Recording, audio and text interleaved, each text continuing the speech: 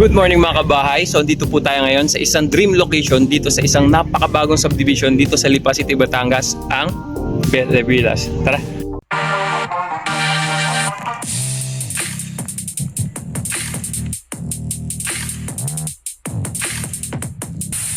You're a superhero.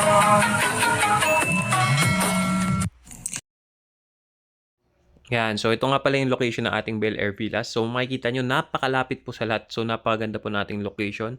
And magkakaroon po ng retail store or parang next BGC dito. And ito po, complete po ang ating mga amenities. Guys, tingnan nyo po. Meron po tayo ngayon na 10% DP promo. Kaya i-grab nyo na.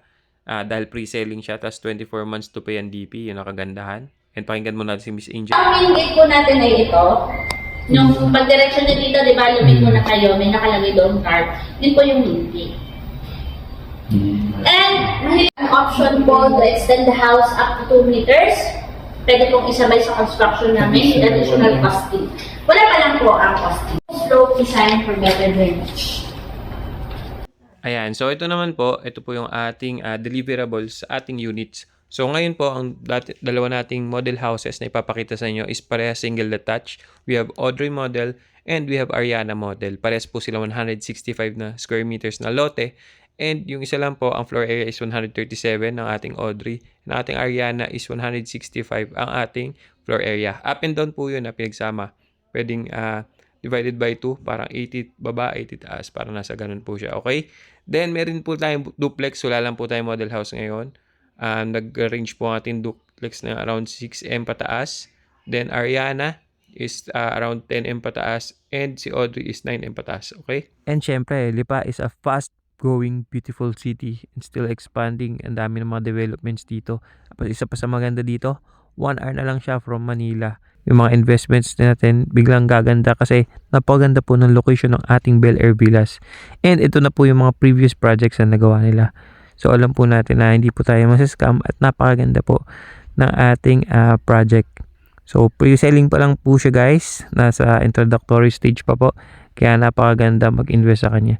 So ito po, may papakita po ako sa inyo. Papakita na po natin ng buo ang ating Audrey model. Okay, are you ready po? Ayan, so unahin po muna natin tong si Audrey. Yan, so si Audrey, yan ay isang single detached na bahay. Yan. 137 po floor area ni Audrey. Tapos 165 naman po ang minimum square meter na lot area niya. So minimum yun Ayan, nasa dulo nga po pala yung computation nitong Audrey model. So, ang isa pa sa maganda dito, nasa likod lang siya ng SM. And kung mahilig kayo magsabong, andito lang din siya sa likod nun. Tapos napakalapit din po sa Medics, yung hospital po, and sa mga universities like LaSalle. Even Robinson, malapit din to. Kaya napakaganda ng location po nitong ating Bel Air Villas na bagong-bago. Nasa bypass road lang po. So ito po yung likuran niya. Meron din po siyang sink dun sa likod. Yan. Tapos may door din po tayo dito sa gilid. Doon naman sa ating ceiling sa labas, yan, naka-aluminum spantle din tayo na same sa ating motif. So dito naman po tayo pupunta sa ating carport. So ayan, covered po siya with concrete flooring. Yan, kasya po yung dalawang sasakyan dyan. Then, excited na po ba yung mga kabahay? Papasok na tayo sa loob ng house. Yan, kita nyo naman ang ating living area. Napakaganda and napakalawak po niya. Muli, ito po ang ating living area. Ayan, tapos pag dumiretso naman po tayo dito, napakaganda po ng ating model house. May malaking salamin dito sa kaliwa. Pwede nyo siyang gayahin. Yan, hello, ako nga pala yan, ng ating kabahay. Kamusta po kayo? And dyan naman po sa ating kanan, isang ating dining area. Nasisinagan po siya na natural light to galing dun sa ating sliding window. Sliding door dun. Yan, ito naman yung view natin. Dito sa ating living area. Okay. Muli, ito yung ating dining area. Oh, napakaganda. Oh. Try po natin i-open ang ating curtains. Yun naman. Ayan, so punta naman po tayo sa ating kitchen. So, sa ating kitchen, hindi po kasama yung bar countertop tsaka yung mga cabinet sa taas. Yan lang po sa baba ang kasama. And kita nyo naman, ganda po ng bintana dito. Kita nyo yung view habang kayo po ay naguhugas. Ayan. So, gaganahan po yung ating mga dishwasher dyan. And ito namang door na to, nagli-lead po. Yan, palabas ng bahay. Pwedeng exit door din or back door natin kung saan dadaan yung ating mga basurahan. Yan. So, ang ganda dito sa Bel Air Villas, ano? So, next naman natin, yan, katabi lang ng ating kitchen para madali sila mag-prepare is ang ating maid's room. Yan, pero bago ko pakita ang ating maid's room, ay papakita ko po muna sa inyo ang ating toilet and bath. Yan, so napakaganda po ng ating toilet and bath. Yes, may tiles na po siya. Wala lang po siya nung glass pag sa actual turnover, no? So ito po ang ating maid's room. Yan, makikita nyo, hindi naman siya tinipid. Malaki pa rin po siya. Yan, may sarili rin po siyang cabinet dito.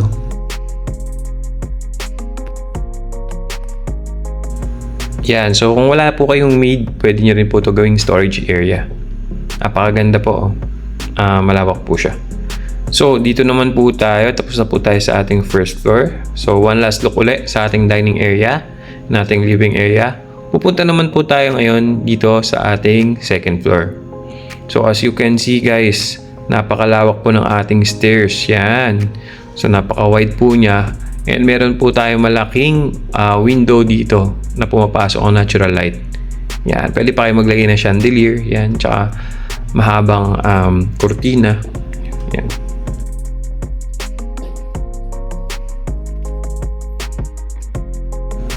Ayan, so dito naman po sa part na to, ayan, meron din tayong family area sa taas or pwede nyo gawing office area rin or gaming area. Ayan, tapos yung pintong yon sa balcony, pero mamaya tayo pupunta doon. Punta muna tayo dito sa left side ng ating second floor. Ayan mga kabahay, so dito po sa ating left, isang ating common toilet and bath dito sa ating second floor. Ayan, may niche na siya and may tiles na. Ganto-ganto po yung deliverable ng ating mga toilet and bath, no? Then, dito naman sa ating next room, yan, makikita nyo, wala po siyang gamit. Yan. Tapos, makikita rin natin dito yung view ng subdivision. Yan. So, ngayon po is naka 10% DP po tayo and 24 months to pay ang DP. Kasi pre-selling stage pa. Yan. Kaya marami pa pong, mura pa po ngayon guys. Kaya, kung gusto niyo po mag-invest na kayo. While it's early or buy her later. Yan. So, punta naman po tayo dito. Yan, sa ating next room. So, yung una kaninang room is common siya. Katulad din nito. So, kasya po yung dalawang single bed po dito sa ating bedroom sa taas. So, this is our second bedroom. Yan. Tingnan natin kada sulok para mas ma-internalize nyo pagka kayo na po yung nakatira dito, di ba? You know.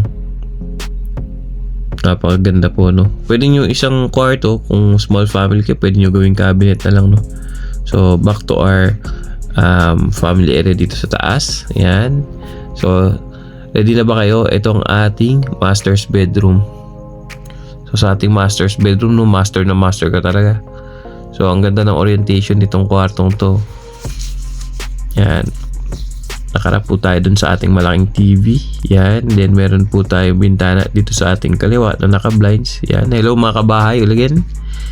Kamusta po kayo dyan? Kamusta ang buhay-buhay? And sa ating master's bedroom, syempre, hindi po mawawala, guys, ang ating sariling walk-in closet and toilet and bath. Yan. Puntahan po natin mga kabahay, no? Yan. So, na-internalize yun yung bawat sulok-sulukan niya. So, ito ang ating walk-in closet. Yan. Then, ang ating toilet and bath. Yan. Ito ulit mga kabahay. Basta nakita niyo sa akin, mag-hello ako sa inyo. Yan po. So, but wait, there's more. Syempre, dito na tayo sa ating magandang tabayan. Kakape-kape tayo dyan tuwing umaga sa ating balcony. Yan. So, kasama na po siya sa turnover ang ating balcony. Yan. Yan po ang entrance ng ating Bel Air Villas. Hello. So, invest now while it's early or buy her later. Doon naman tayo sa ating Ariana model na part 2 after this vlog. Maraming salamat. So, ito po ay si Audrey model. And so, ito po yung ating price na ating Audrey model pag sa sunrise nakaharap. Ayan, mas may price siya. Then, ito naman pag sunset po nakaharap ang ating Audrey model. So, mas mura po siya. Ayan, so you can pause po. Reservation fee is 50,000 lang po. Ayan. And pwedeng 24 funds to pay and DP right after reservation. Ayan, so ito po yung ating process. Documents so to submit upon reservation fee, 2 valid IDs, sign contracts, proof billing, proof income, and BIRT. Ayun lang po. Maraming salamat mga kabahay.